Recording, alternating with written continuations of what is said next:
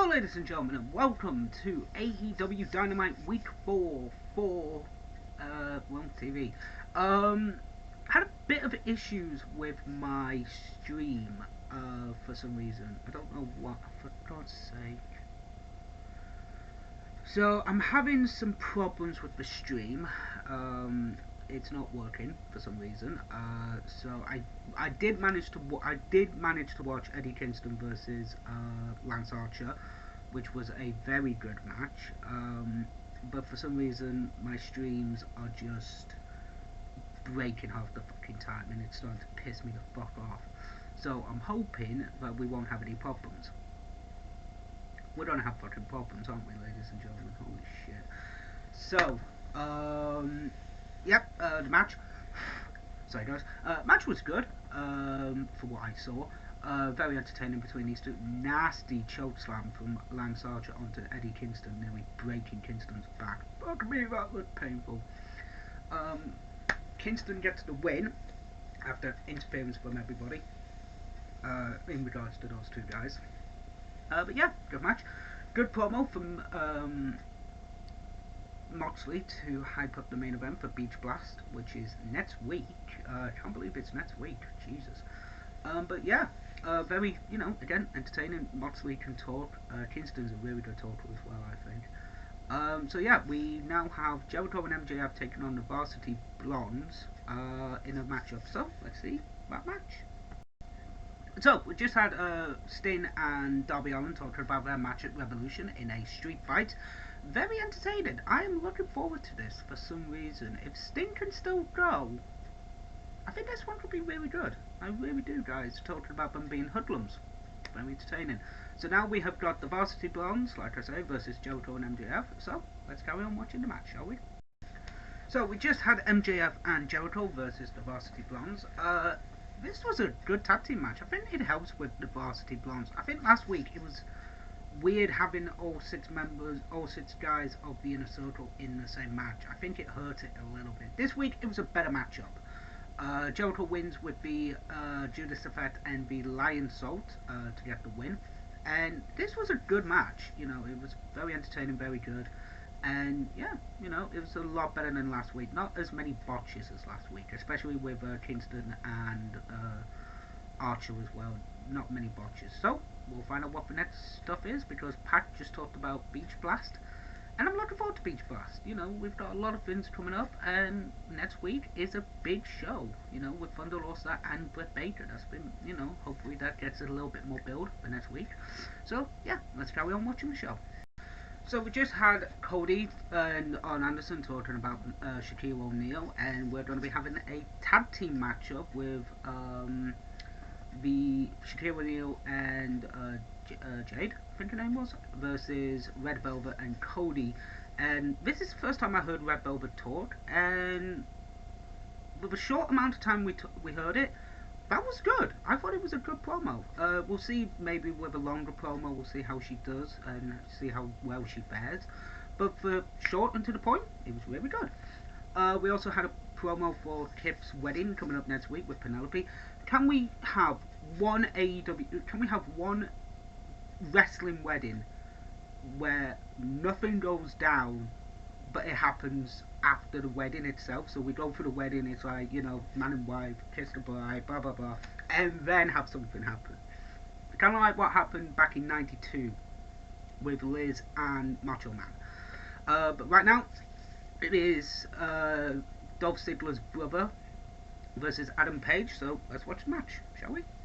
So we just had Rick Manette versus Adam Page. Good, quick 4-minute match. It was a good match. Manette looked very impressive in the match, and very good. So yeah, I'll be surprised if they don't hire him back. I'll be honest with you guys. I think they should hire him actually. Adam Page calls Mr. Matt Hardy, Big Money Matt Hardy, back to, because Matt Hardy was at ringside. Brings him back to basically wonder why is he at ringside, and basically just says, hey, you're getting you're dressing outside a catering, dude. Like, I've got a big dressing room, no strings attached, dress in there, mate, kind of thing. I like the way they've been using Adam Page recently. Like, he is conflicted, but it's a good conflicted. And if he does join Matt Hardy, then that'll be good. But if he doesn't, then it's one of those things, guys. So we've got Dax Hardwood versus Jungle Boy coming up next, and I am looking forward to this one. This one should be good. Let's watch it, shall we? So we just had Dax Hardwood versus Jungle Boy, and this was a very good matchup between these two. A lot of exchanging of pinfalls near the end of the matchup, but this was really good. It was just an old school v new school style, and Jungle Boy gets the win. So I'm happy with that one, ladies and gentlemen. That was really good. So both Dax, Dax, no, not Dax. Confident Dax's tag team partner and Tully Blanchard were handcuffed to Luchasaurus.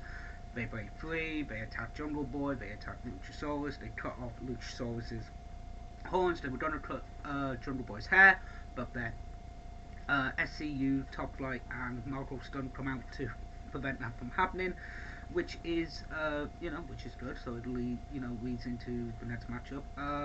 We have Dr. Britt Baker versus Shanna. Shanna's on a 5-match win streak, so she's not winning tonight, unfortunately. She's going to get screwed out of the match, I think. And then we have the main event, which is the 8-man tag. So, looking forward to this. A lot better matches this week. Best match of the night so far, Jungle Boy versus Hardwood. It was a damn good match. So, we'll watch the women's match, shall we? So we just had Shannon versus Britt Baker DDM. Shannon was part of Pro Wrestling Eve, Portugal's best export, if I recall. But yeah, this was a good matchup.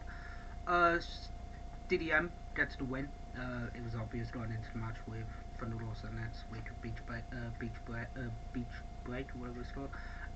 So yeah, we've got a tag team turmoil match, which is next week as well for the titles. Young Bucks are in it, which is weird. But if they win, they get to choose who they face at Revolution. So that's a good reason why they're in the match. But yeah, so they do build up their matches, which I think is a really good idea. And I don't think NXT have a show like this next week. So I'm actually kind of happy to see that. So guys, it is time for the 8-man tag team match. Dark Order's Silver, Andy, whatever his name is, and Stu and Evil Uno versus the Good Brothers and the Young Bucks. So we'll see who goes down in this one. I think, to be honest, I think the Dark Order might get the win. I hope they do. But we shall see. So we just had the Dark Order versus the Young Bucks and the Good Brothers. This was a damn good tag team match. 8-man tag, very high octane. Jonathan Silver is fucking impressive. If they're not making him go for a singles run, then I don't know what the hell they're doing. But they're fucking making him look good. It was very entertaining. This whole show was good. It was a good show from top to bottom. It was a fun show.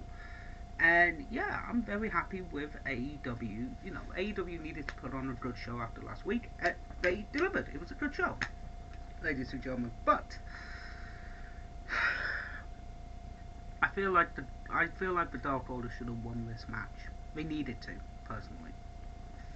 So also the Young Bucks announced that they're in the Battle Royal. They get to choose. They can choose the Good Brothers. No offense, I don't want to see that match. That'll be just meh. No offense, I don't want to see that match. Ray Phoenix comes out to dropkick both guys. He's about to get magic killered. He then attacks them. Moxley comes out, throws him out, and then Kenny comes out and just gets a paradigm shift. Thank you, Moxley. And that's how we end the show. So yeah, Beach Break is looking good for next week. I'm nervous about the fucking wedding, but yeah. So ladies and gentlemen, that was my AEW Dynamite Week 4 review. It was a good show. They needed it after last week, and it was very entertaining. So guys, I'm going to head off, and I will see you for Beach Break next week. TTFN, guys.